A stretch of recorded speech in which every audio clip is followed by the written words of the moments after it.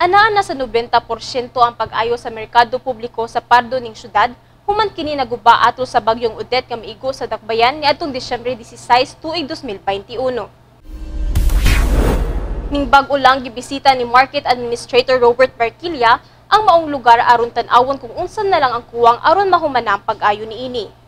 Matud ni Barquilla, walay gasto ang kagamhanan sa dakbayan sa Sugbo tungod kay nakig-partner sila ni Rodison Sonny Yu nga kaubanan niya sa Rotary Club of Cebu Port Center. Gibanabana nga mahuman ang pag-renovate niini karong Disyembre ug gipahibaw sab ni Barquilla nga pwede na makarenta og space sa maong public market ang gustong maninda. Kahinumduman nga nagusbat ang bahin sa merkado publiko ato sa pagpuso-puso sa bagyong Odette, duha ka tuig na ang milabay. Mahuman ni karong buwan na, hopefully by December, additional leasing space ni siya. So when we say nga additional space, pwede na po maka-accept og mga kanang morinta diri sa atong public market.